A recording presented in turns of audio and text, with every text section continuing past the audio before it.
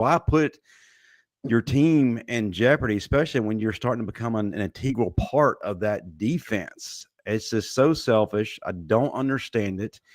And listen, if you're caught, just sit your ass down. Don't make it worse by trying to flee the scene or add anything else to what's already gone wrong. Just take it, learn from it, and live to fight another day.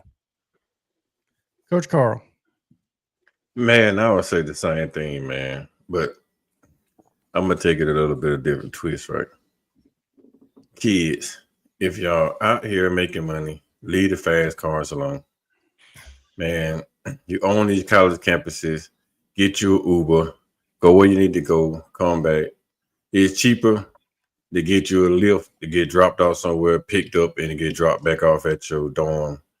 And then it is to try to outrun the police and get a $1,500 bail. Like, leave the fast cars alone. Use your money wisely. I mean, that could have turned out so easy.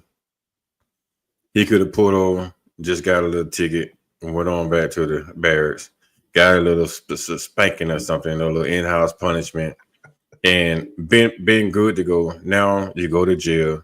It's all on national TV. Everybody knows about it. You get a $1,500 fine. You're probably gonna get some in-house suspensions or something like that. Or you could have been drinking, speed rushing down the road, run off the road, kill yourself, hit somebody head on, kill somebody else, and you have a whole different type scenario. So what I would say about that, man, is just, man, leave the fast cars alone. You don't need them in high school. You don't need them in college. Hell, you don't need them in the pros. It's all good to have a nice car, man, but once you get old enough to realize that you know what to do with this type of speed, leave those fast cars alone, man, and just do the thing the right way. Because, man, it's never good enough to keep telling folks the same thing. Now we're dealing with these issues in Tuscaloosa that happened over there on the east side of, the other side of the east side of the state neighboring us, right? Now we having these speed and lawless damn kids are here, man. They're coming from Drake Kirkpatrick, man. Like, your dad is a legacy, man. Like, you're a legacy kid, bro. That's the embarrassment to your dad. Even though you young and whatnot, man, just gotta think first, man. Think first, react later, and then you'll be all right, man. It's very disappointing to me, man, because he's one of the hard knocks on our team that we need coming down the stretch. You know what I'm saying? One of those hard hitters, playing very well, play fast and instinctive. And then he probably end up get suspended for LSU game. Brinsky. For the most part, man, I probably take it another way. I'm about to say all this is disappointing and all, but it ain't like Drake Kirk gets a lot of trouble at all. This is literally my first time ever hearing him being in anything. I'm about to say, luckily, I'm not him when I was in college. I probably got caught with a lot of stuff, for real, to be honest. But yeah, man, you still gotta be mindful, like, who you are and everything, and try to be more disciplined of it, because the spotlight gonna be on you, whether you playing or not. You playing on the school, you representing your father, being the legacy player on the team, and all that. So, man, yeah, it's not good to hear. Yes, it's not you got to take the situation. Definitely, you got to take it serious. But just learn from this, man. It's not the end of the world. Your life is not over. But try not to make a habit of it, just constantly making it a domino effect and just keep getting in trouble, because I know how people are going to label you as a troublemaker, which I don't believe you are. You just made a mistake, which most of us going to make at that age. So just learn from it. Whatever consequence come from it, from Coach DeBoer and everything, you probably just do community service for the most part, because it could have been way worse than what it possibly could be, because we seen like stuff with like Henry Ruggs, who definitely wasn't in a lot of wasn't in trouble at all. Let me say that. Wasn't in trouble at all, and then just see how one incident can change your whole life. So you just be mindful and definitely free Henry Ruggs. Praying for him and his family and the families that were affected in that crash. But just learn from it, Drake Kirk. That's all you got to do. Just learn from it. Tez, and then we'll go to obviously Stat Guy. But you guys can, I guess, relate. Obviously, every team has these incidences. But yeah. Go ahead, Tez. Yeah, I only know. I'm of course you guys probably have a lot more information on it than I just read the AL.com article, so I don't know. I just know the accounts that he was charged with. I say this, man, like I'm never gonna be a person that's gonna judge a kid. Just making the transition from high school to college alone, without the money, without the fame, without any of that, right? You get kids who, who are in school on Pell Grants that once you get to that freedom, it's a whole different ball game, right?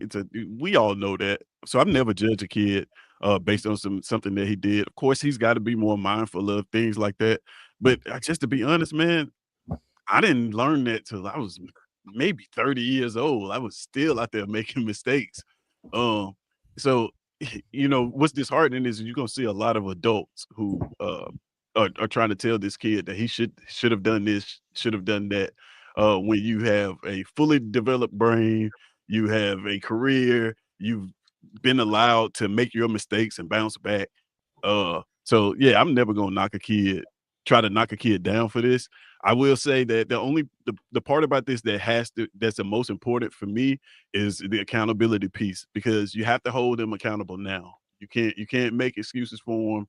You can't do any of that. You have to hold them accountable now, because once you don't hold them accountable, then they start to think that they're invincible. And it sends a message to the rest of your team like, hey, if this guy can do this and get away with it and get a slap on the wrist, then hey, we can possibly do some of the same things. So I think Alabama has a good track record of holding kids accountable and handling these issues in the right way. So hopefully that continues with this coach and in this situation right here. I think he'll be okay. Like you guys say, probably get a suspension or whatnot, but you definitely got to hold him accountable. So for his own good, not for the good of, just for optics or whatnot, but for that kid's own good. If you care about him, you got to hold him accountable. Stat Guy, what you got, brother? Yeah, I mean, you're right. It definitely, unfortunately, we're seeing more and more articles like this all across college sports, definitely in the SEC. For me, it shows the culture shift over the last 20, 25 years. 25 years ago, they finally pull him over or whatever. Oh, it's Dre. They throw him on back to the dorm. You never hear anything about it. And now it's like they're almost looking for these cars, looking for these players so they can get their name in the paper with it when it goes to trial that they were the arresting officer and everything. So it definitely sucks. I really think we have to figure out a way to do a better job in high school and early on in their college careers of trying to teach them some better life skills, because unfortunately, y'all have all said it, the brains aren't fully developed till you're 25. Like, you're going to make kid mistakes because you're still a kid. So you have to try to do something to get it to relate to them to where it'll stick to them, that unfortunately, while you're the hunter on the football field, when you out in that real world, sometimes you're being hunted because of who you are, maybe what you're driving, whatever the case may be. You definitely hate to see it. But this is a great test for character. We'll see how he handles things moving forward. And it'll show a lot about who he is as a person. I just hate that the negative side is all we're hearing about from all of these universities across the college landscape. It's just disheartening when there's so much positive that now isn't being shared. Justin, you had one more thing to say. I did. You spoke on the accountability piece, and with accountability goes to who are you ultimately surrounding yourself with? Not everyone who is with you is for you. That's one of the biggest things that these kids are having a hard time figuring out. They got a lot of people around them that don't have their best interest at heart. They're majority of them have folks around them. They're trying to take what they can from them. They're life takers. They're not life givers. And I had a pastor always tell me, show me your friends and I'll show you your future. So to that young man, I ask you, what kind of future do you have with the people that you have around you? And that ultimately, that's what can really make a difference in what happens going forward for Dre Jr. I don't think he's a bad kid at all. We all make mistakes for sure, but we're in a society now who is quick, very quick to condemn, and they'll be ready to cast him out to the streets. But Coach Saban says never waste a failure, not just on the field, but in people. There you go. So my take is gonna be very quick. I'm gonna say this: we are all born sinners. Plain and simple. I'll leave it at that. Lisa Rawls, appreciate you getting in here. She says, I believe DeBoer and staff will act appropriately, not overreact, but also engage in appropriate discipline for the situation. Hopefully the criminal justice system will also be proportional and fair. I don't know anybody better to speak on that than someone that's married to an attorney, specifically DA. So yeah, no doubt, Lisa, 100%. And I agree with that. We're all going to make mistakes. It's about not making a mistake, but how you bounce back from that mistake. Do you make the same mistake twice? We know how all this goes, so I'm not here to harp on that. So moving on here to the second part. And look, we got to talk about it. That's my stat guys on here. I felt it in my heart of hearts if they lost this game against Ole Miss. It was over. It was over. And there we go. Mike Shula, the offense coordinator for South Carolina, has been fired. So you got the floor for a minute. I want your take on. Look, Stat Guy has been complaining about Shula, the play calling, misusing Lenore Sellers. Give me your take on his firing, instant reaction, whatever you want to call it. Take it away, brother. About time. I truly believe Shane Beamer saved his job today. I believe that if he doesn't fire him today, heading into the bye week, that he probably wouldn't have fired him during the season. And I've been saying for 4 weeks now that if Mike Shula was still our OC after the Clemson game, that Shane Beamer would be fired right along with him. The play calling has been abysmal. Whether you can talk execution all you want, but you can watch plays and see that concepts just aren't there. We had a 3rd and 2 against LSU, and the closest wide receiver 17 yards down the field with an offensive line that's given up the second most sacks in all of college football, the most in the SEC. It's like, what are we doing? Just some crazy stats out there from the offensive side. We rank 126 out of 136 on third down conversion percentage. We are the only offense in all of FBS to not have 350 yards of total offense in a single game. We rank 135 out of 136 in sacks given up. We rank 131 out of 136 in total offense. And I believe we rank like 118th in scoring offense. Because even though we average 19 points a game, you have to remember we have 3 punt returns for a touchdown.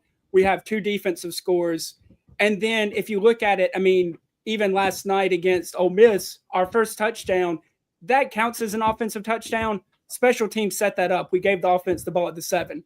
Mike Shula lucked his way into a touchdown. And so when you're talking about an offense that can't score 2 touchdowns a game, to me, after 3 or 4 weeks of that, like you have to let him go.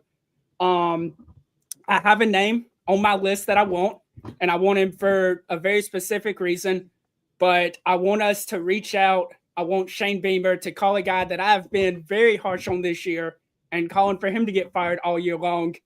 It's time for Sunbelt Billy to come back to the state of South Carolina. Oh, my God. And so part of the reason why he was a quarterback at Furman University in Greenville, South Carolina, took Furman to a national championship appearance during his playing days, was an OC at Clemson at the start of their turn, was an OC at Arizona State, and then obviously what he's done as a head coach. But he's going to have a chip on his shoulder next year. I don't believe he's going to get the type of head coaching job he wants. I believe he has to go back to being an OC.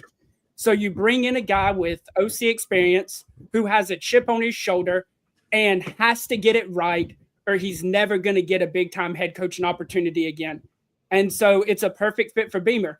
Now, it might be a one-year Band-Aid, but I will take a one-year Band-Aid over what I've seen from the last 5 years because Beamer has yet to hire an efficient offensive coordinator. We've lived off of our defense for 5 years, and you've seen it this year. Our offense has gotten so bad that our defense just gets gashed because they're on the field too long. So bring me the guy that I've hated on more than anybody all season long. Bring me Sunbelt Billy back to the glorious state of South Carolina, and let's rock and roll in 26 without Lenoir Sellers and without Nick Harbor, by the way, because they're both leaving for the NFL. So what you're saying is you don't want Hugh Freeze as your offensive coordinator. No, Hugh Freeze is an absolute headache. Keep Hugh Freeze as far away from my program as possible. If it was, I will tell you this: when I saw Shula got fired today, while I was jumping up and down yelling because I've wanted this for the last 6 weeks, I was also disappointed because I am completely off the Beamer boat. I want Beamer gone. I want him to go to Vatech, go anywhere away from Columbia, South Carolina. And I don't think that we'll ever fire him, which sucks. I think he has to leave for a job, so we're probably not getting rid of him. A name that I really like in the coaching carousel, and I'm interested to see where he ends up this year, is Eric Morris at North Texas. He was the head coach at Incarnate Word. He was the OC at Wazoo.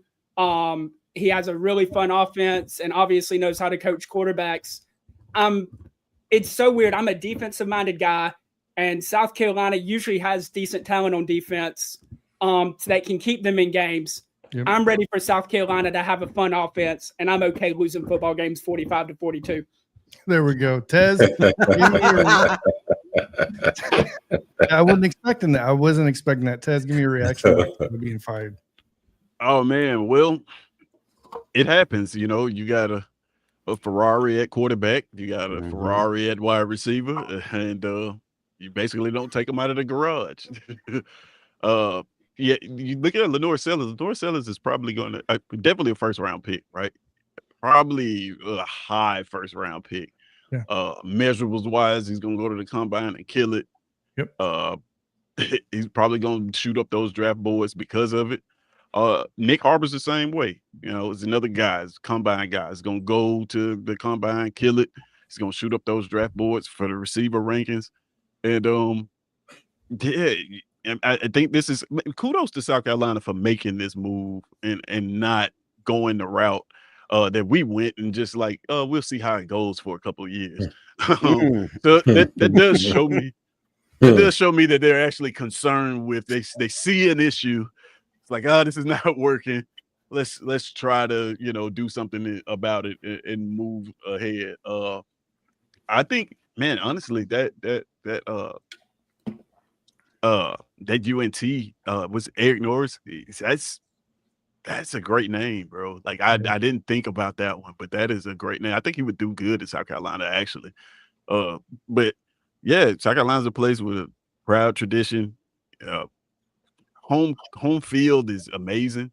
And they expect better. Like especially coming off the season from last year, right? You come off a season in last year where you give every team that came in there everything they wanted, and then you pretty much come out and is abysmal on offense. I think they're ranked the worst in the SEC offensively, if I'm not mistaken. In every major statistic. Yeah, which is why if you had told me that before the season and bet me that, you'd have had my money. Like you'd have had my money for sure. But yeah, like I said, man, kudos to them for recognizing the problem, not being complacent, and go ahead and make it a move, man, so that you can start moving in the next direction. Now, unfortunately, they're gonna have to do that, like you said, without Lenoir Sellers. They're gonna have to do that without Nick Harbor.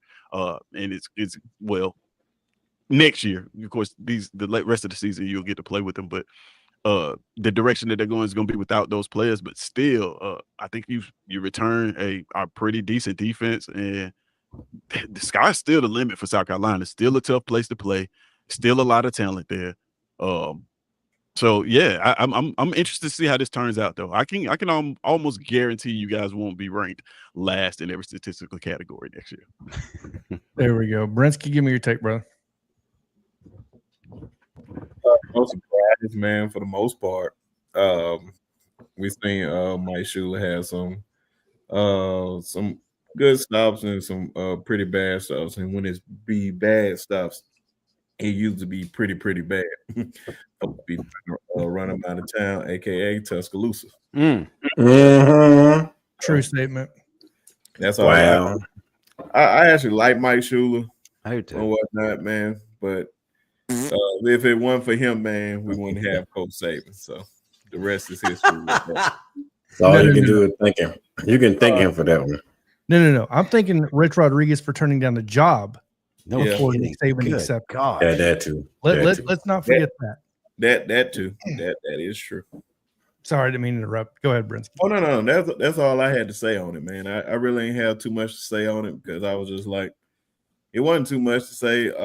I'm still questioning Lenore Sellers as a first rounder anyway. Like, yes, he has the measurables, but what have you seen that is first round talent? We'll get into that here in a minute, but that's a damn bold statement, Coach Carl. Anthony Richards. Hey, he's better than Anthony Richardson. So Yeah, he is. only thing I'm gonna say is this, man. Stat guy, I'm sorry. Ted said y'all have 2 Ferraris, but y'all put those 2 Ferraris in the hand of a used car salesman. So we know that we know the feeling, man. We understand the pain that you're going through because we had in 2003, 2004, we had a stack load of Ferraris on our car lot. And we put our Ferraris in the hands of a used car salesman. And he sold all the damn Ferraris, man, for little or nothing. Make it so bad here we even total one out, right? In a game that he shouldn't even be playing in the fourth quarter. Oh, Tyron Missed up the Ferrari for the rest of the Ferrari career, man. Insurance wouldn't even cover it to get it fixed. So we understand And he couldn't afford Cobra. what you're going through. Yeah, what you're going through. So hey, kudos to your coaching staff for getting rid of the used car salesman, man. I hope they go in there and actually get you a new dealer and bring the new car salesman in, man, and do something help revitalize our program. Other than that, hey man, I have nothing good to say about Mike Shula. They say they like him. I don't like him at all. He came to Alabama. He blowed up. He got us whooped too many times by old Auburn. We came in the season 2 or 3 times, ranking the top 3, and got beat to death. Blown out. 6-6, man. Like, how you number 3 team and they should get beat to death? Come on, man. That's a used car salesman stat guy. So I was just hoping y'all kept him at least 2 more years. And, maybe like don't wish that on me. Don't wish maybe that even on hire Mr. Head Coach here. Matter of fact, Ted, so y'all go ahead and grab me. He's free now. Man, Justin. Nah, we good. Justin, give me your take on the firing of Coach Shula. Well, guys, I have one unique characteristic that separates me from the rest of you guys. And it's funny, we're talking about Mike Shula, but I actually worked for Mike Shula my last year at the University of Alabama. I was a student strength and conditioning assistant when he was there. Great guy, loved hanging with the guy, but he just wasn't meant to be in the position he was in. And I am still ever resentful because of what he did to Kenneth Darby. You talk about not utilizing a run game properly. Well, that is your first case in point right there. He pretty much ruined any great draft stock that Kenneth Darby did have. And you talk about Tyrone Prothro, who we had on our show a couple of weeks back, who is incredibly positive about the whole situation. He turned his test into a testimony. Absolutely amazing to hear what he had to say. But when you have a coach that's going to be in the hot seat, unfortunately, there's going to be casualties of war. And Mike Shula was the first casualty of war. I'm sorry. If my job's on the line, I'm going to start getting rid of things that might be leading to the end of that job. Mike Shula was the first to go. And to kind of touch on what's already been said, South Carolina's offense just continued to get worse, and no shots being intentionally fired, but they are Auburn bad. And like y'all said, at one point, many had Lenore Sellers as round 1, possibly pick one of the NFL draft. You gotta wonder what kind of impact does this have on his draft stock. Maybe the NFL scouts and the GMs are looking past what's being shown, just knowing he didn't quite have the weapons he did last year. And Mike Shula just doesn't know what he's doing, as Coach Carl alluded to, a used car salesman, but let's look at the stats. In 2024, South Carolina averaged 407.8 yards per game. That dropped this year to 294.1 yards per game. And there's one thing y'all haven't mentioned, sacks. 2024, 41 sacks allowed. That includes the bowl game. At 2025 this year, guys, we're already sitting on 34 sacks allowed, on average close to 4 sacks per game. They are set to surpass last year's sack total. Change had to be made if South Carolina is going to start moving in the right direction. I would love to see what Lenore Sellers can do under a competent coordinator, but the thing is, he's not going to stick around to find out. He's going to make his millions in the NFL and be in a team where they can utilize his talents and abilities. And it's crazy because Mike Shula is not known for being a head coach, but he has been known to be a developer of quarterbacks. Apparently that has an expiration date. Oh, one more thing is, can we just all appreciate how special 2015 Cam Newton must have been to win MVP with this guy calling plays for him? Because clearly he doesn't know what side of the football he's supposed to be calling plays for. So that Cam Newton is even more special for me. On the Lenore's front, though, when it comes to Shula, I feel like Shula tried to turn him into a pocket passer this year to make him more beautiful to the NFL. And at some point, he has lost his dog. And what I mean by that is, even though he's still escaping some sacks and he's getting out there and running, last night against Ole Miss, he ran up the sideline, got the first down, stepped out of bounds. Last year, he plants his left foot in the ground, gets back inside, and says, "What's up?" to the safety one time. Maybe he gets tackled, maybe he bulldozes him. But this year, he's playing like a kitty. I'll be nice on here, but he lost the dog. He ain't got no dog in him. Somebody needs to buy that boy a dog for Christmas, let that dog lick him in the face a couple times, and see if it wakes him up before the NFL Combine. Regardless, he's going to be a first rounder, but I think Shula's ruined the kid. All right, so starting off, go ahead. Ask a question. Stat, do you think he has an anxiety dog too?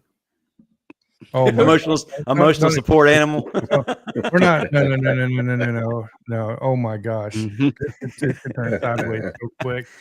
But I just got one question to ask then, because I mean, it's going to be a question that everybody's going to allude, and they're going to have to ask it. And that's, does Lenore stay one more year in college? If he does, I believe he's not going to be at South Carolina, because in my opinion, is Lenore Sellers getting advice saying go the first round this year? Maybe it's 15, maybe it's 20, whatever that may be, get a couple million, or do you come back next year under, we'll say, a Dillingham that can possibly develop you, and you be that top 3 pick or the top pick right in that draft, starting off with UTES, then to you, Brinsky, and then wrap back around. So does he come back for one more year? Does he go to the NFL?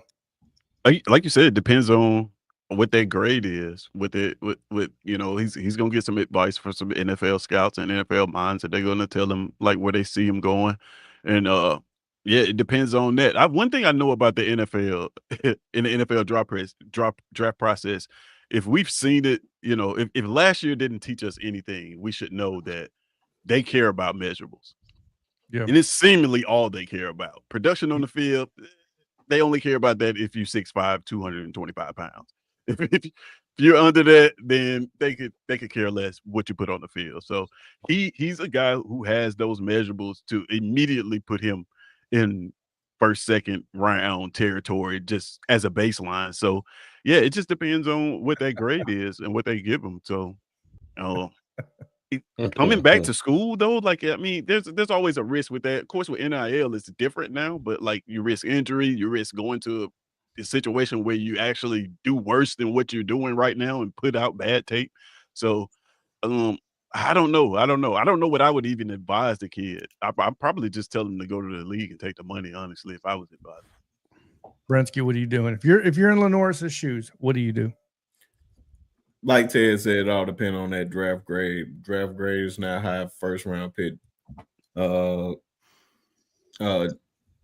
back or go somewhere else where you feel like you can be developed at. But if not, take the money and get up out of here.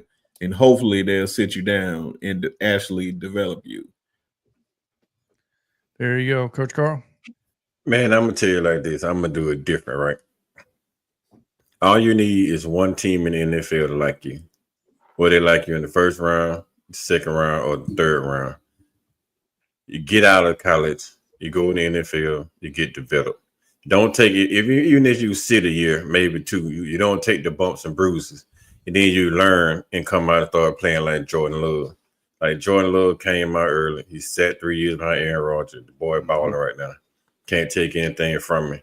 You come out too soon and they throw you in the fire, and then you comes out. You may have a good year like CJ Stroud. You may struggle like Bryce. And then the next year you may be playing bad like CJ. You end up doing well like Bryce. This year they're both doing pretty well. Yeah, they still. I mean, just find you one team, man. Excuse me. One team that likes you. And you get in the draft, you go get drafted, man, go play ball. You come back to college next year where they give you $3 million, you go there, hell of stacks. Only difference is you come out of school the next year is you get $24 million scholarship. I mean, $24 million contract with NFL, maybe. Depends on you go number one. If you go number 30, you still gonna get right around $1 million. You may get half $12 million in the top, 20, somewhere there, top 15 or more. Lottery picks you get a little more. But after that, everything drops off anyway. So if you get drafted with 16, you're not gonna make that much money anyway. So first round, the second round grade, you're still not making a whole lot of money. Just go out there, ball out, man. Find a team that like you, roll out. I mean, I don't take a chance coming back and get injured my senior year trying to make an extra $2 million in college. I just don't see it. Stat guy, if it's you personally, what are you doing? Like, would you stay, possibly transfer? Would you stay under Beamer? You taking that money? I'm gone. So the things you look at, he's getting 3.9 this year from the university. Ooh. He's got about 3 to 4 other major endorsements that he has around town. So you think he probably gets 4, maybe 4.5 if he comes back. In his career, he's had 2 ankle injuries and a concussion. So you start to worry about the bumps and bruises. Yep. If South Carolina is going to be successful next year with him at quarterback, they need him to be Lenoir's from last year, which is even more wear and tear on the body. It's best for him to get on out, go to the league now. Plus, everything I've been seeing still has him listed as a top 5 pick. And so I think the grade is just going to be too high for him not to leave. If he does come back, 100%, he's at South Carolina next year. He's a South Carolina kid. He's a mama's boy. He ain't leaving. There you go, Justin. Mm-hmm. Well, if he still lists as a top 5 pick, then the conversation ends immediately. But if he gets an evaluation back and he's listed a second, possibly third round, then you do consider coming back. But the caveat there is it would have to be a perfect deal. And by perfect deal, I mean a team that's going to contend for a national championship and it's going to have the weapons around him that he would need in order to shine and be the Lenoir's that we all know and love. So I'm talking about like an Ohio State or an Oregon. And Outlaw said it before, possibly an Ole Miss. You with Lane Kiffin, who is great at developing quarterbacks. He's the ultimate quarterback whisperer. That's the only way I see him coming back to college. Ole Miss still have 2 quarterbacks though, Justin. Yeah, they do. I don't think Simmons going around. Ooh, I mean, yeah, that money speaks, brother. So, in my opinion, look, I don't have a lot of money, so I'm taking the money no matter what. I'm done. I'm done. Say for the love of the money, huh? I'm done with the after ribbon, brother, and Bud Light. That's all I'm saying.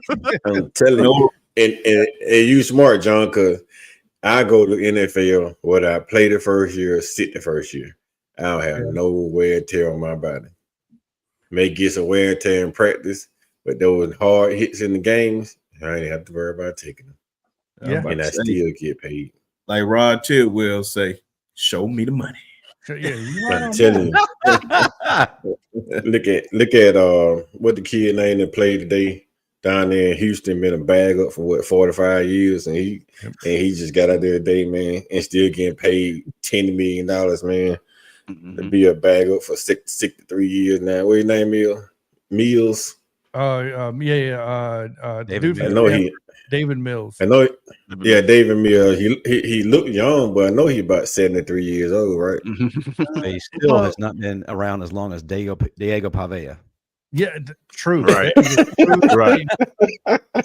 I mean, Hey, wow. Diego Pavia been in college longer than Joe Flacco been in the league, man. Dude, he's he's got been there a tenure while. now. Diego Pavia has tenure and a 401k. Another thing to keep in mind too is, I know somebody said it earlier, the NFL draft now is all about measurables, and whether people like it or not, he's going to be 6'4", he's going to weigh in at 245, and he's going to run a 4.4, and he can throw the ball 70 yards down the field. So as long as he can complete some passes, he's going to do what he needs to do. That's how a lot of guys. Anthony Richard 2.0. Anthony Richard 2.0. That's how a lot of guys get fired. Now, this is why I don't understand like those measurables. We see guys run fast all the time at the wide receiver and cornerback position. How many of those guys are starting in the NFL? But I'll leave it at that. It all come down to what you see on that field. That what you produce on film, man. Like what you put on that field on Saturday, what count? NFL guys, they just don't like to be wrong. So they feel like when they see 6'5", 235, they like, regardless of what they did in college, they like, I can fix that.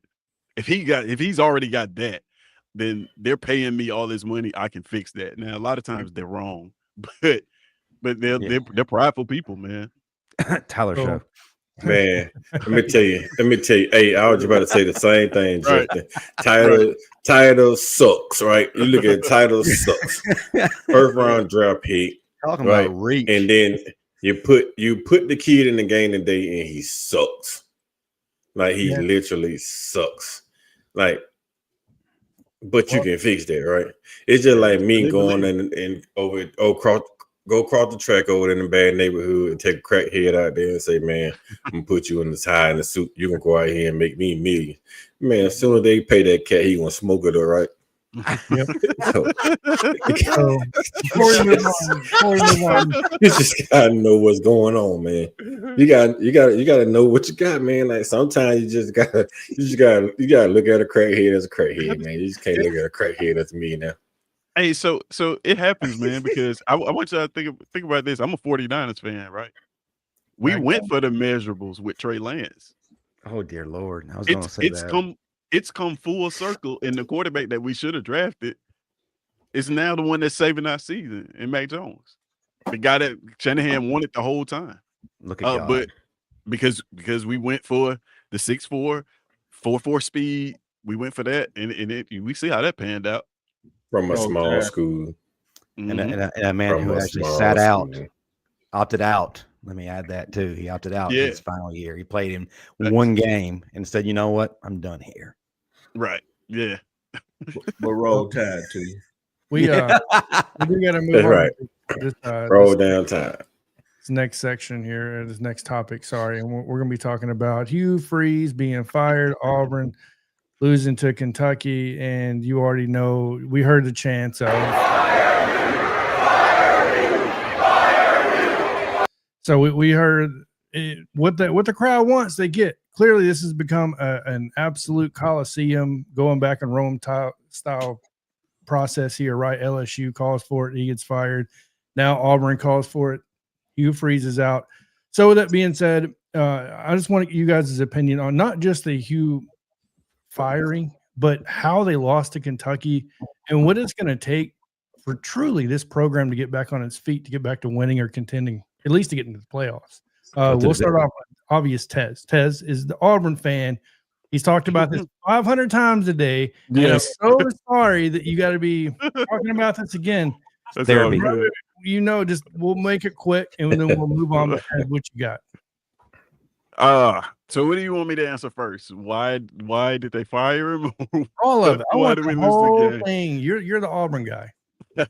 Well, I tell you, like it's probably, in my opinion, this is probably come a couple weeks too late.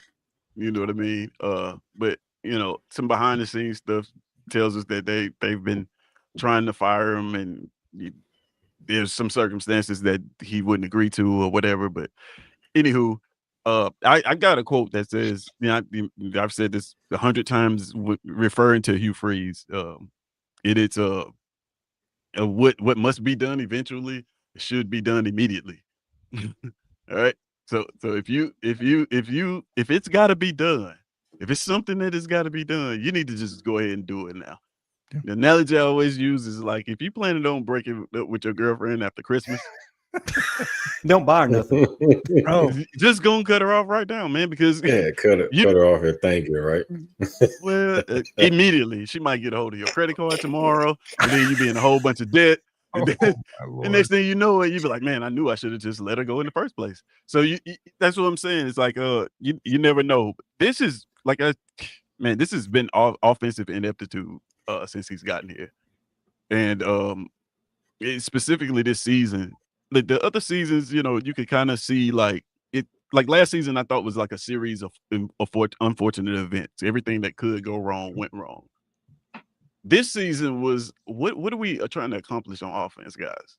Yep. What is the goal here? What are we doing? Right? Usually when you watch an offense, you can kind of look at it and see like, this team is trying to throw the ball down the field, or they're trying to stretch the defense from sideline to sideline, or they're trying to be physical in the run game. Watching Auburn football this year has not been that. It's like what I couldn't tell you what this offense has been trying to do. So I was one of the people that was I woke up and I was just waiting today for that news to drop. Because all day is just waiting on that news to drop, and I'm happy. Tears of joy. You've seen me before. If you see me talk before, you know that I've been just waiting on this. So I'm kind of happy. I'm sad for. So, like I said before, I always preface it with this. I'm not a big fan of coaches just getting fired. Not like some other fans, because there are some people that come with coaching staffs that don't make millions of dollars that are now going to have to be displaced and find new work. So I feel for those people. But as far as him, man, he's getting it buyout. Man, kick rocks. So, what does it mean for Auburn in terms of, well, how do we lose that game? Well, I think I just explained that. No offense, no offensive identity. You had a team who had a defensive identity, who pretty much watched film and said, hey, you know what? We're just going to force your quarterback to make plays. We're going to load the box. We're going to stop the run. And we're going to force your quarterback to make plays. And that is the formula to beat us under his regime. It's been that formula for the longest. I will say that I was one of the people that, like, I'm gonna root for whatever coach we got. Listen, I'm a fan of the team, so like I with the talent that he was getting, I was like, hey, maybe he can make this work. It wasn't my first choice as a hire, but I'm not just gonna come out and just.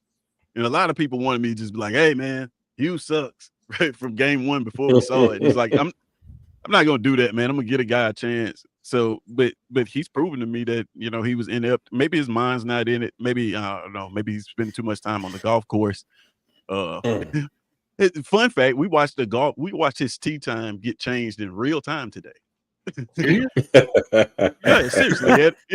He had a 1:30 tee time today, and once they announced that it was a team meeting, we watched that tee time go to under somebody else's name. Like, for real, man. So what does it mean for Auburn? It's an opportunity for us to hit the reset button and possibly put together something special. I don't think that a lot of people think that the team is far away. They need a complete rehaul. I'm not necessarily on that train. I think that he was so bad offensively that just like a little bit of smidget of offense with this defense can provide something. You give DJ Durkin the interim head coach. Of course, he comes with baggage. And a lot of people are pushing back with that. I mean, I don't know. Maybe the guys learn, right? It's been a long time since that's happened. He hasn't had any incidents of that since. A lot of the coaches that we talk about all had prior incidents. And I mean, one of the guys is Kiffin. Look at Kiffin now versus Kiffin then. This is, 10 years ago, Kiffin is not the same cat that that he was 10 years ago. So like I can't condemn him for that. And plus Durkin's got the respect of the players. That's one of the main things. The players are coming out in droves in support of him, which is a good sign for the team. Is it, maybe it was a lot of times players don't feel like they have a voice when they just don't agree with something on specifically on one side of the ball. You're talking about the head coach. But once he leaves and then see them come out in support of Durkin is a good sign. Auburn is a place to get the Auburn fans. You guys understand, to get the Auburn fans to chant "fire a coach," you got to be bad. Like you have to be bad. Like you have to be horrible. This is a place that, like I said before, you don't have to beg our fans to show up for games. You don't have to beg them to stay for the full games. You don't have to like the fan base there is just it's a special place. I mean, it is what it is, but for them to come out and chant, "Hey, fire the coach," like where you have to be all. They didn't do that to Brian Harsin. Nope. Just think about it. There was never any chance of get him up out of here from the coach. Like for that to happen, you had to be bad, man. Man, like I said, I've talked about this guy all day long. I'm probably gonna talk about him all week. But man, it's one of those things, man. What is it? Cam Cohen does it. Oh, but yeah, it's one of those things, man, that I'm looking forward to see which direction they go in. And hey, we got 3 games left on the schedule. We can split those games and possibly win 2 of them. We're talking about a team that could go to a bowl game. And that's one of the things about DJ Durkin that intrigues me is like he's coaching for his next job, whether that be Auburn or anywhere. Yep. This is audition time for him. He's got Vandy, then a bye week, then Mercer, then Bama. So like this is prove it time for him, for a coach that has a lot of baggage that nobody really wants to touch as a head coach. These 4 weeks right here are probably some of the most important 4 weeks that he's had in his coaching career. And again, like I said, I don't think it's a complete rehaul that needs to happen. I don't think we're far off. Ironically, when Hugh Freeze kept saying that we're close, I think the part that he didn't take into account was like, yeah, we're close, but you're the piece that needs to leave. Exactly. You know what I mean? Maybe we'll go further without you. So I don't know. I'm intrigued by it. Actually, this is different from the Harsin fire and then the Gus fire, and this is something different. This is a roster full of talent. This is players coming out in support of a coach that's already on the roster. A lot of talk is that the transfer portal. Personally, man, like if you look at Auburn's history, this is not our first rodeo with letting go of coach. We typically don't have this mass exodus of players. It didn't happen when Gus left. It didn't happen when Harsin left. I don't think it's going to happen now. Are some names going to leave? Absolutely, but it won't be to the degree of like what happened at Texas A&M. I don't think. Oh no. Yeah, I think it'll be a few names. Probably players that were interested in leaving in the portal anyway. So I don't know, man. It's like I said, it's a unique situation, and I'm just glad that part of it is over with. To be honest with you, and that we can possibly put some competence on the field offensively for a change in Auburn. And that'd be great because I feel like we're wasting a good defense, man. This defense has been playing with their backs against the wall the entire season, and to only not allow 24 points in any game when you're getting the ball in opponents in your own territory with fighting against your own goal line almost every single time, like that is impressive what they're able to put on the field. So hopefully the powers that be can get this right. And we can move forward. And I know like that's a big thing at Auburn is the boosters and all that getting involved. The thing about it is they gave Hugh Freeze everything. The boosters, this is their guy. They was hands off. They opened the checkbook. This was the most hands free I've ever seen the boosters with a coach, because this is the coach they wanted. They literally opened up the checkbook and said, "Hey, you can pay for, get whatever you want. You want a quarterback, go get it. Player you want, Tez. Player." Well, from the coaching staff, he just hired all his friends. So he probably could have hired a better coach, but he just said, "Hey, I coach with you. You're my homeboy. You're a yes man. Come on board." So but I'm saying, like, I've never seen that happen before. In all my years of watching Auburn football, they've always tried to micromanage these coaches and their hires and the players that they get. And they didn't do that with you. They was like, "Hey, man, you have at it. We believe in you." And I just want them. I would say I want them to find a competent coach and take the same approach, right? Because if you don't, and you find another coach that's not as competent, or if you find a competent coach or a guy that can actually coach football, and then you start to rein it in with the checkbook, and then you're going to get similar results than what we've seen before. So it's an interesting place to be in. I want to see how they. I want to see how we come out and look in the Vanderbilt game. Not necessarily if we'll win or not, but just like the body language of the team. Are they bought in? Things like that. And I want to see where this coaching search is actually looking towards. Which type of, are we looking to make a splash hire, or are we looking to I think just get a ball coach? That's what I would do. But yeah, like I said, I can talk about this forever, man. You guys, you know. Go ahead, man. I'm enjoying the pain. I mean, not your pain, Tez, but I am enjoying. But that is Tez's pain. That's all it comes around to. But Justin, give me your take on this, man.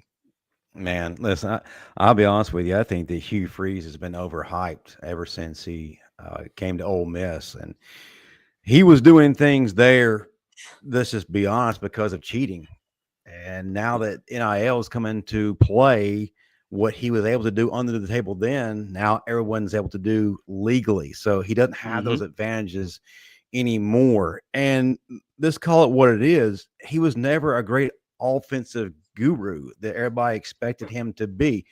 He had guys like Chad Kelly, Laquan Treadwell, A.J. Brown, DK Metcalf at his disposal. But the biggest thing is where he was overhyped was he lucked up and beat Coach Saban not once but twice, and everyone was willing to anoint him as a second coming. But the reality was he was always average as grits, and when he inherited a decent team, he couldn't do anything with them.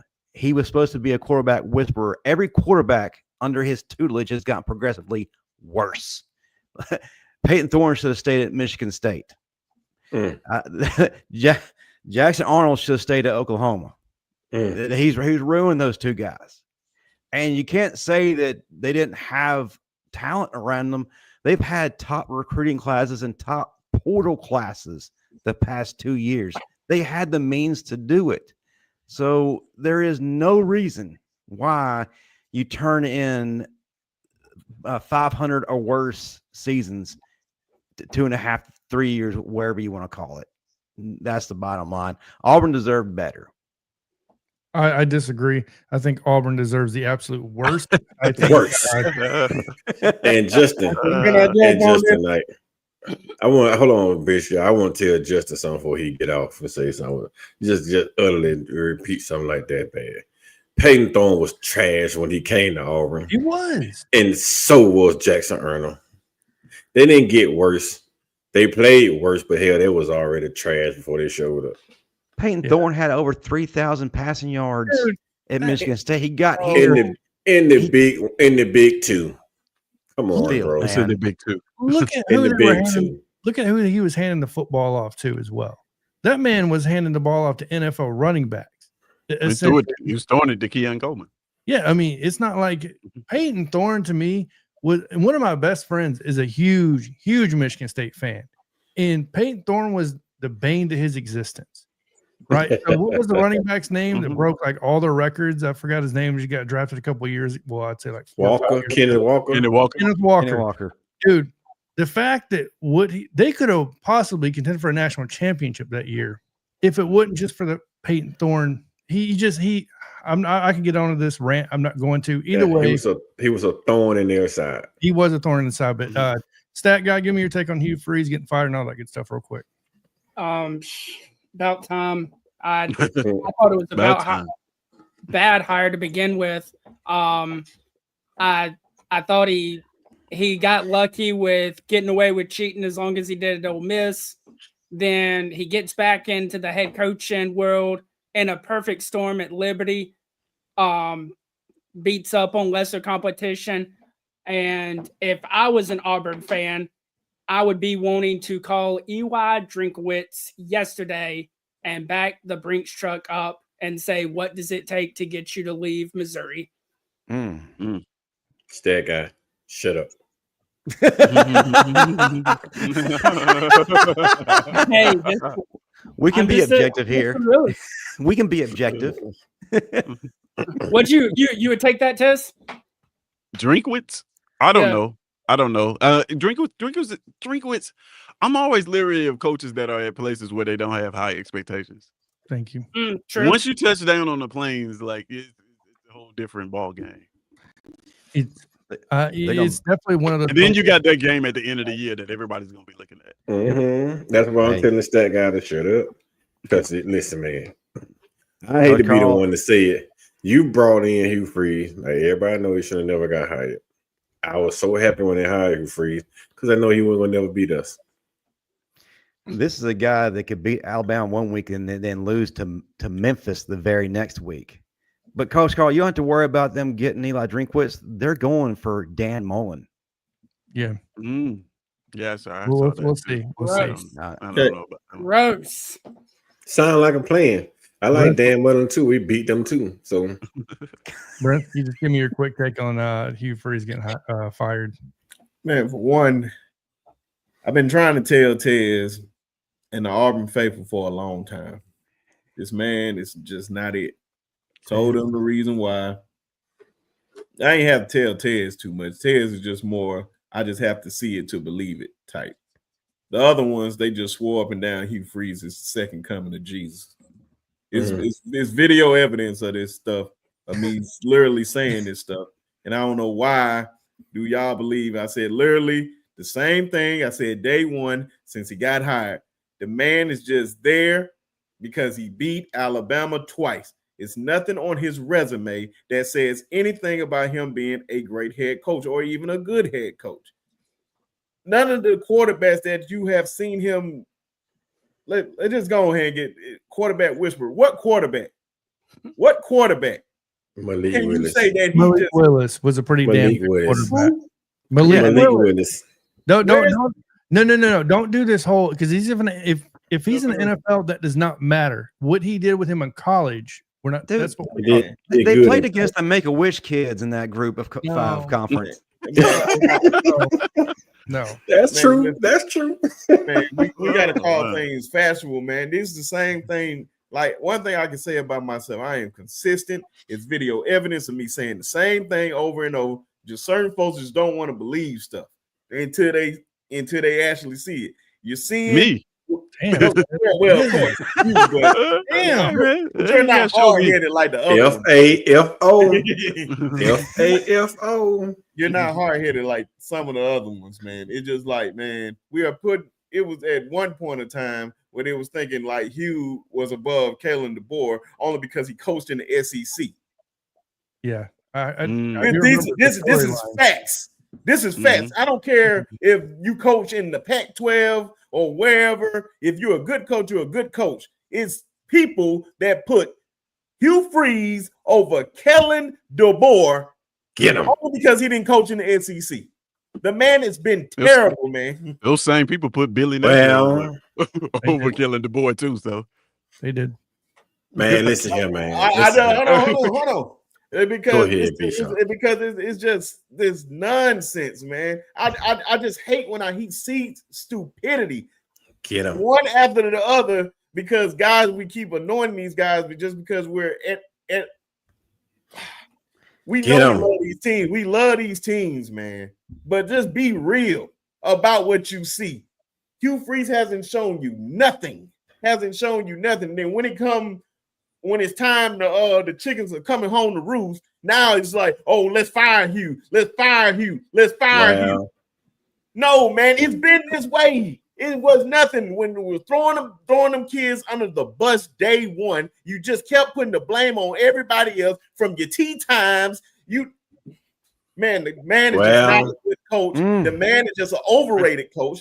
The man is just not who y'all think he is. And now Auburn is suffering for what they always think.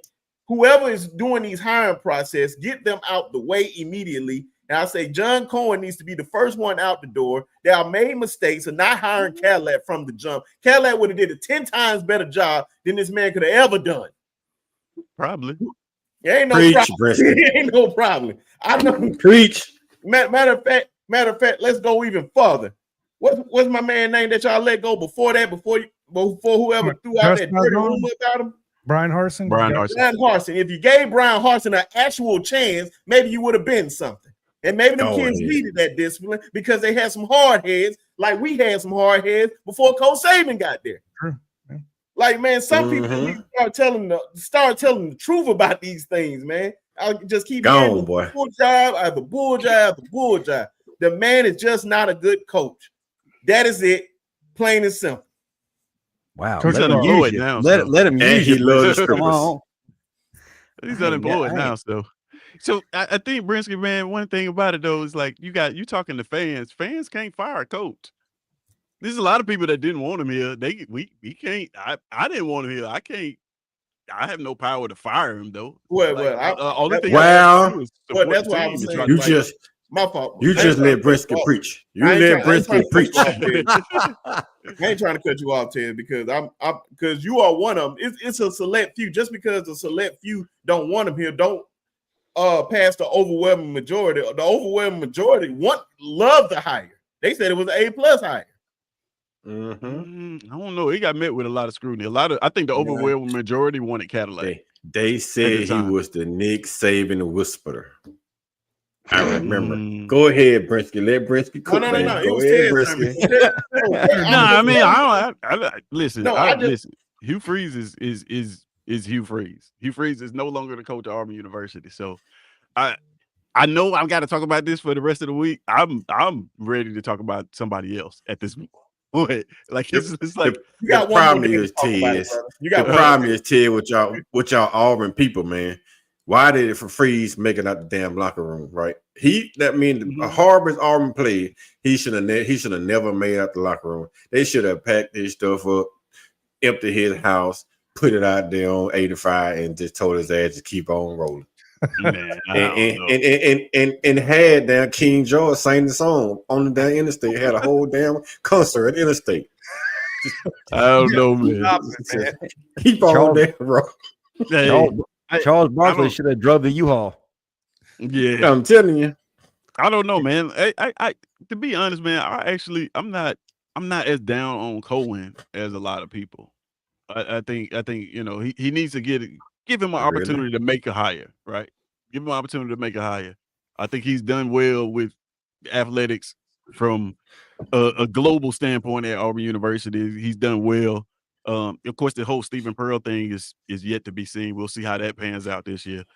But I think that's a good hire. Yeah, I'm not mad at that. But it always looks like a good hire until they start losing. So we'll see. We'll see how that works out. But like he's like I say, I give him an opportunity to rectify this and make a good hire. I know a lot of people care about the thing about it is when we talk about other sports, nobody. Only in football do 90,000 people show up and pay $300-$400 for a ticket. So football keeps the lights on. So you got to get that right. So yeah, I'm not. It was a lot of mixed feelings with hiring Hugh Freeze in the first place. He wasn't my first choice. A lot of people wouldn't. I'll tell you this. I'm gonna tell you this. What was interesting about hiring Hugh Freeze? Most of the people that didn't like him were women. For obvious reasons. Yeah, of course. Yeah. What happened to Ole Miss? Yeah. So if you look at you look down the timeline, and a lot of the women that were Auburn fans, they did not support this from day one. And now that he's not there anymore, you're starting to hear some things that are coming out that's like, yeah, you guys really dropped the ball on this. But again, like I said, man, it's not. I don't think that the program is far from making a playoff appearance or even making a bowl game. Who? Auburn. You don't think Auburn for making the playoffs? Making a playoff appearance. Just because I think like right now, realistically, I want you to think about this. Realistically in the SEC, how many teams in the SEC legitimately have a shot at the playoffs? It's still a ton. Yeah, it's 4 to 5 for sure. Y'all not getting in the playoffs. But we really don't know. We really don't know how that's going to shake out, right? These last 4 weeks are going to be bedlam in the SEC. Like, because now everybody's about to play each other, and who we think is going to make the playoffs may not be the team that makes the playoffs. Like the whole slate has kind of changed with, then next year you got the 9th SEC, the 9th game coming into play. It's, you got, I don't know. I guess I'm just saying it because this year, even this year, shout out to the refs. I want to think. I was really hard on SEC officials this year. I really was. I gave y'all the. I knew it was coming. Every single game, I was like, man, y'all got to get it right. But man, I didn't realize at the time y'all was doing me a favor, because had y'all gotten it right, we'd be sitting right now, looking at as a team with probably 3 losses, and with an outside playoff chance. And right now, and we probably still had the same coach. So shout out to you guys for being just inept. So yeah, that was, y'all did me a favor. I didn't even read the screen, Tiz. Read the screen, Tiz. Coach Al's on here said playoff. What are you talking about? Hey, man. So you gotta think about it like this. What was Texas A&M last year? It can happen, bro. Like there's no exact science where you just like, okay, this team is gonna be out of the playoffs. This is South Carolina, right? South Carolina coming into, my bad. No offense to that guy, but like going into the season, coming off of, everybody had South Carolina as a potential playoff team in the SEC. Yeah. Like in this game with the transfer portal and such parity, you got Vanderbilt here now, like. We don't know what the playoff picture is going to look like next year. Nobody knows.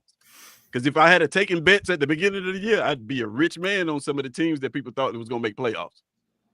So that's all I'm saying. Like, there's no exact science to it right now. But the teams, I thought you was talking about this year. I was about to say Auburn is completely. Oh, no. Okay, that's what I thought you was talking about. No. What are you talking about? Like, okay. No. But still, get him fired up again. Even if you want to say, what drugs are you on, Tiz? Even if you want to mention Texas A&M. High on life, man.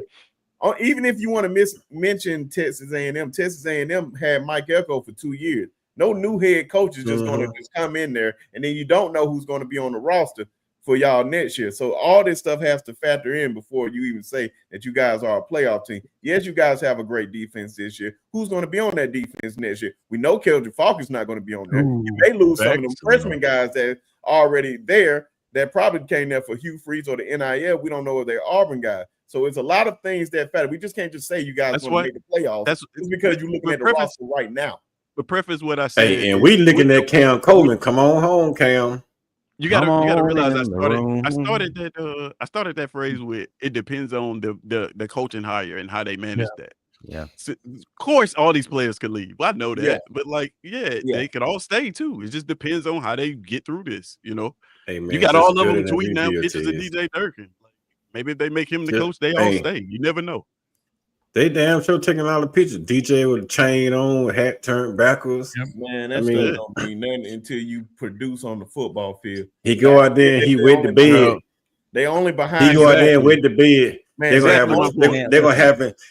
gonna have a chain on the tie behind a train, dragging his ass out of the time. That's exactly my point right there. There's a lot of parity in the SEC now. It's not the same as it used to be. But the whole thing is, man, they a lot of these players are only behind him before things that Damari Austin, what Hugh Freeze did with that situation. A lot of those players spoke out on him about that. A lot of those same players are tweeting pictures of DJ Durkin. That's my point. That we support him. Yeah, because they're happy that he's in charge right now because we're in season.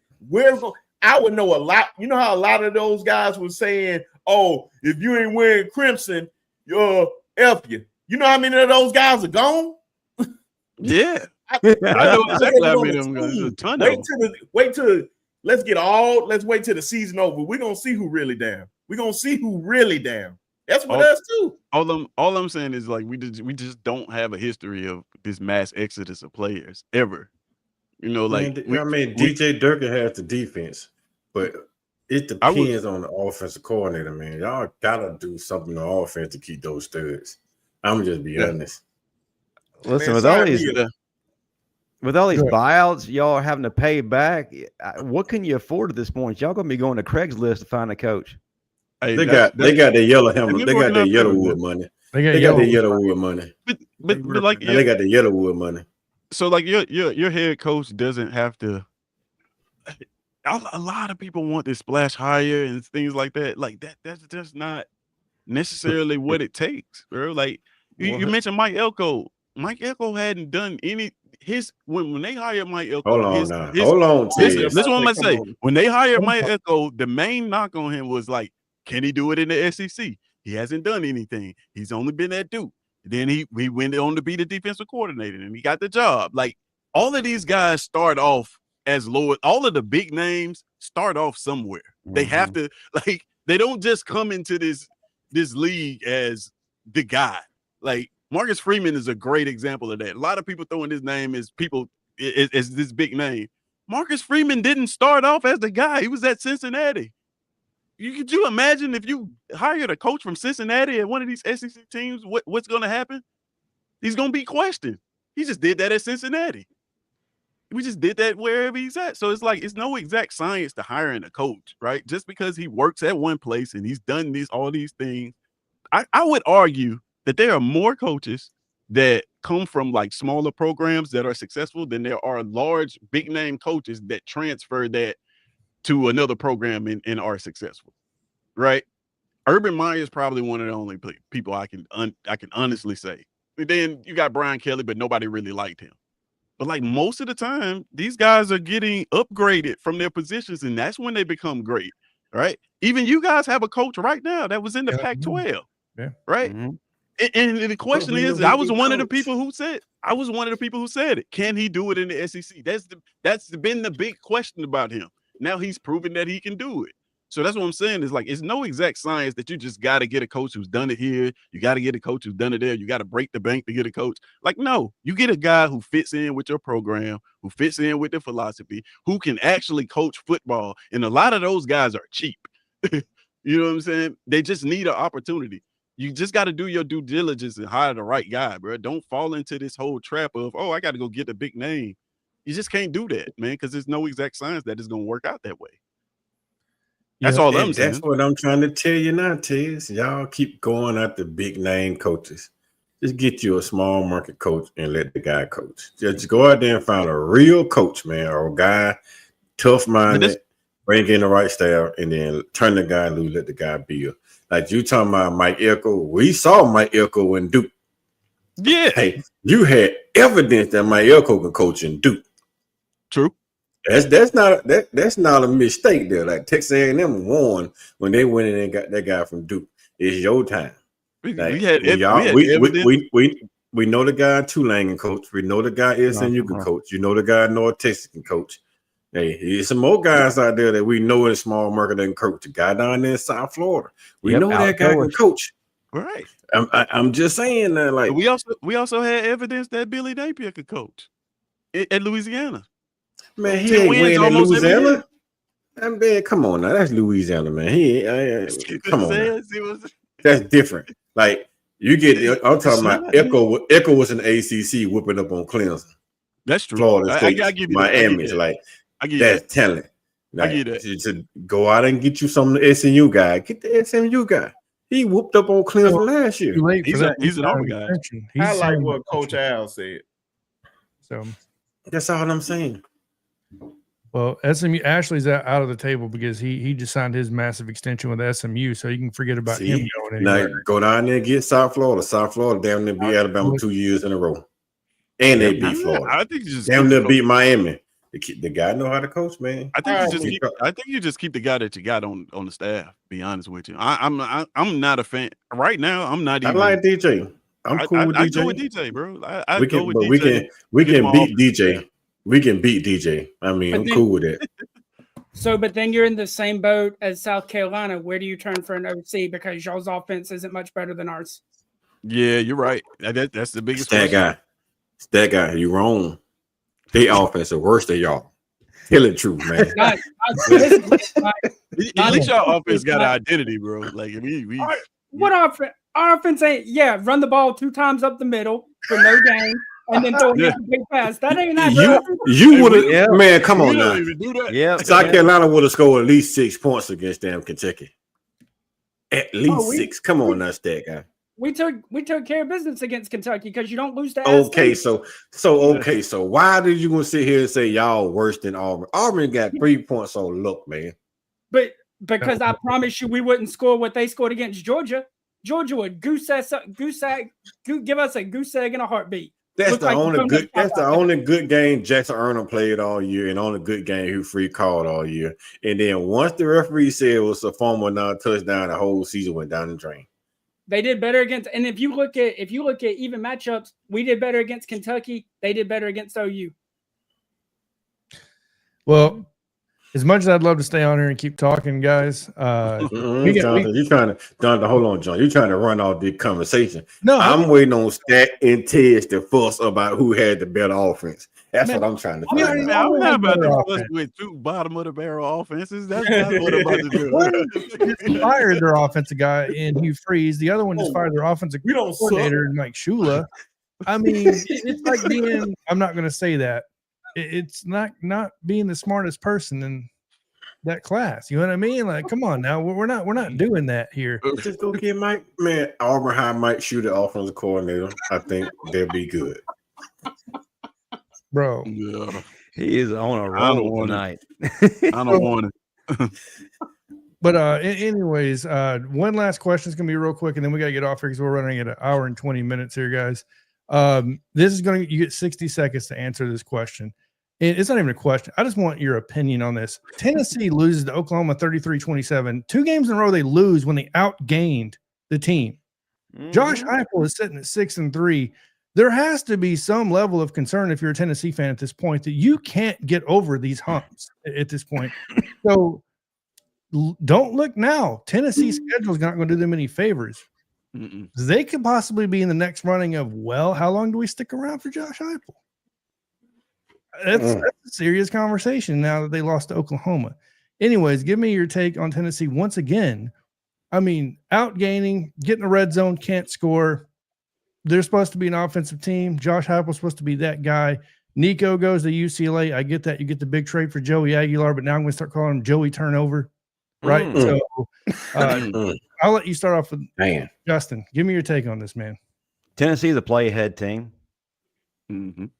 If everything is going exactly right, perfect, they can't be beat. But anytime they face any kind of hint of adversity, I'm mainly speaking to Joey Aguilar, they mentally collapse and they cannot recover. Yeah, they can continue to sling it down the field, but they're never going to punch it in.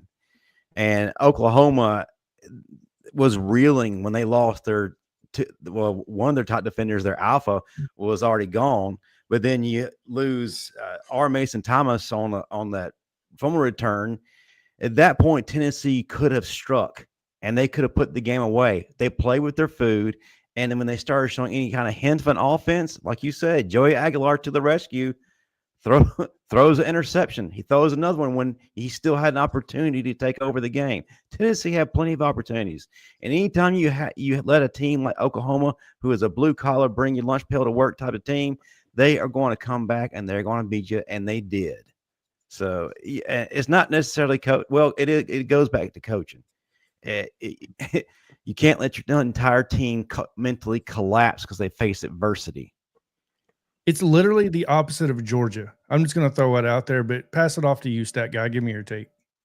The onside kick with 3 minutes left was absolutely insane. You kick the ball off there, you get the stop, and you trust your offense can go score because you have an offense that can actually drive down the football field. I said it before the season started. even during the season when he was having good numbers, there's a reason Joey Aguilar led the nation in interceptions last year at App State, and we are seeing that now come true. He'll stand in there and take a hit, but he has a true Brett Favre gunslinger mentality, and he just launches up hopes and prayers. And right now, the hopes are being dashed. And like you said, Tennessee's still looking at a couple more losses. There you go. Coach Carr, give me your take on this. Well, I'm gonna tell you, I'm gonna say that plain and simple, man. The hell with the Vols. Careless. I hope they lose the rest of their damn games in the whole damn school program history. I don't give a damn about Tennessee. They need to change their ugly ass color, like Coach Sean say, and just go somewhere high. Josh Kuiper, don't matter. The hell with Tennessee. There you go. Brinsky. Please go on a rant, Brinsky. Please go on a rant. No, man. Hey, if this was Coach Sean, he would definitely go on a rant. But I don't really care about them, man. They just Tennessee. What else can I say about them? Mediocre. They low down. They dirty. They some snitches. They are. Well, my question to you is, do you see Heupel possibly that seat getting warm if they once again can't get in the playoffs? And they got smoked by Ohio State. Let's not forget they got torched last year. Heupel just doesn't like he has it, in my opinion. Who called that? But it was trying to tell them that. Y'all gonna listen to me sometimes, man. You gonna listen. There's video evidence to this stuff sometimes. There's but anger. Clip them, man. Don't let the people know. I ain't got the time to clip them, man. Y'all gonna flood my timeline with his receipts. I'm telling you, Brisky, the hell with Tennessee.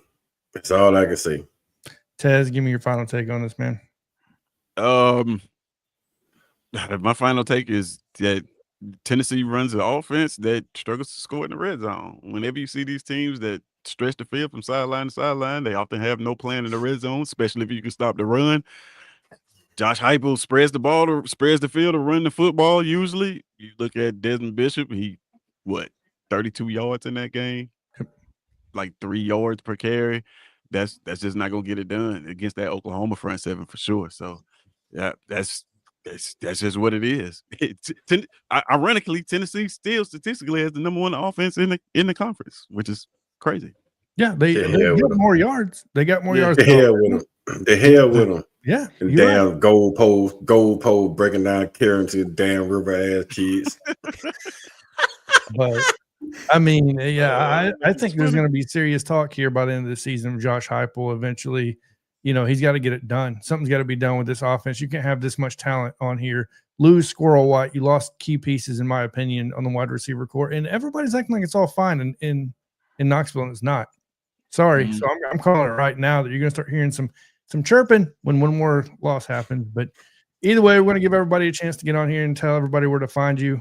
So we'll start off with Justin.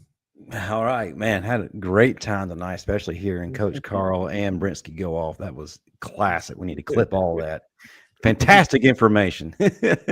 But you can find me on the Bama Standard Network every Tuesday night, 6 p.m. Central, 7 p.m. Eastern, with Marvin Constant and Daniel Petty. This Tuesday is going to be at a different time because of our guests. We have Glenn West, LSU analyst from 247 Sports, who's going to be coming in to help us preview the Tigers. We're going to have a lot of questions to answer. But yeah, that's going to be at 7 p.m. Central this Tuesday. So please check us out. But also, too, we are on the post-game show immediately following every single game. And your very own Jonathan Lewis is there with us trying to make sense of everything and handle all the Alabama fans losing their minds in the chats. But yeah, come check us out over the Bama Standard Network. Stat Guy. What's going on? Appreciate you having me on tonight, Jonathan. Stat Guy, you can find me over at the Fan Addict Sports Network with Coach I. You can find me every Thursday night at 8 p.m. Eastern Standard Time, the real time zone. All y'all chomps out there in the Central Time Zone. But nah, you can catch me at 8 p.m. Eastern on the Stat Line with Jeff the Stat Guy. I talk all things Gamecock football. I don't hold back. If they doing bad, I'll call for their job. I don't care. And then I follow that up at 9 p.m. Eastern. Me, Coach I, get on with Chucking Buckets, where we talk all things SEC women's basketball. And y'all do not want the smoke. My Gamecocks are winning the Natty this year. Get some. Can't argue There with you that. Now, you know what's that guy? Me and you good friends, because if I play that for my wife, boy, she'll be jumping up and down right now because she love your Gamecocks female team. So we good people, man. I appreciate you coming on, Stat Guy. Didn't mean no harm when I told you to shut up, because I didn't want you to I didn't want you encouraging Ted to make a bad decision again, right? Oh my Lord. So, It's all funny. that's all. That's It's all all, man. funny, Because you'll have Auburn fans on here listening to the channel going out there trying to bag the Brinks truck up that Eli Drinkwitz, and he come out here and get in that little graveyard over there, that spunk ass smelly sauce, and do worse man, than Hugh Freeze do, right? So nah, man, you can find me on the block, Sports Talk Coach Carl. You can find me here on Tea Time Media. I do videos sometimes with Justin the Mobile Bama Standard, and you can find me on X at Coach KD Taylor, which is part of my last year coaching football. Yeah, you know what I mean? So, yeah. Ted, I wish y'all the best of luck, my brother. But I hope you had the worst hire ever again, so we can continue stumping y'all heads in the mud. Roll down Tide. Mentioning that, Tez. Oh man, it's priceless. Yeah, you can find me at It's SEC Season on all platforms, especially on YouTube Streets. I've dubbed it as the most interactive SEC football platform on the planet. So come check it out, man. Right now we're doing rankings on Tuesdays. I got more content coming, man. Live rankings. So this Tuesday, college football playoff ranking is, I think they're going to start at 7. And after they go off and you get finished watching those bogus rankings, come over to my channel and watch the most credible ranking show on the planet, where we do live rankings of the SEC. We have a lot of fun doing it, man. Like I said, man, please come check it out. It is amazing. Hopefully I can get some of these guys coming. Coach Carl was on there, man. Coach Carl, that was great. That was great. We can get the rest of you guys come on there one time, man. Pick some teams with me. We have a lot of fun doing it, man. Appreciate you guys for having me. As always, Jonathan, man, this is a great platform. I love just chopping it up, talking ball. Stat Guy, Justin, Coach Carl, Brinsky, you already know, man. It's just grateful for you guys just to, have me here. Appreciate it. And I don't mean no harm, Ted. I'm sorry. Oh, man, no harm taken. Of course, I'm Brinsky Shaw with the Sharpshooter Sports Talk. Y'all gonna definitely catch me tomorrow at 6 Central Time with which Coach Sean dubbed as the best college football show. Now, I didn't say that; he said that. So definitely gonna have a lot of these guys up there tomorrow talking a lot of ball. We need Coach I up there, Stat Guy, because he been running from him, man, ever since the I tried to get him on there the Georgia Alabama week, but I already know how his schedule is or whatnot. But yeah, man, catch us tomorrow. Definitely gonna be talking about a lot of this more in depth. It's gonna be a lot of bad words being said. I feel like Tez will I don't know, man. Some of the guys like to say a lot of bad words on the show for some odd reason. I don't know. But yeah, it's gonna definitely be a lot of that. So yeah, just come on over there. Almost I think 16 subs away from 1,400. Ooh, man. So, yeah, man. Boy, you rolling. Yeah, man. So just come over there and support and enjoy the show. And shout out to Coach Al, the OG. There we go, guys. Obviously, if you haven't already, make sure to like, share, and subscribe if you're watching this. I want to appreciate everybody getting on here, participating, doing your thing, talking some football. Everybody in that comment section, Alex Waters, Jeff Stapleton. Obviously, let's see here. Coach Al, I think I already just said his name.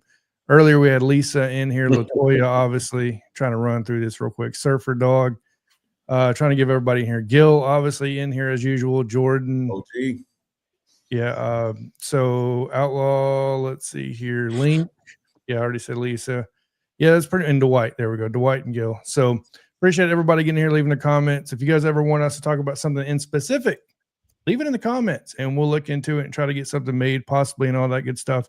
Make sure to check out like all these guys' channels. Like I said, all the YouTube links and their social media links to X will be in that description below. So when you're watching this on the replay, other than that, everybody have a good day. And as always, fellas, roll tide.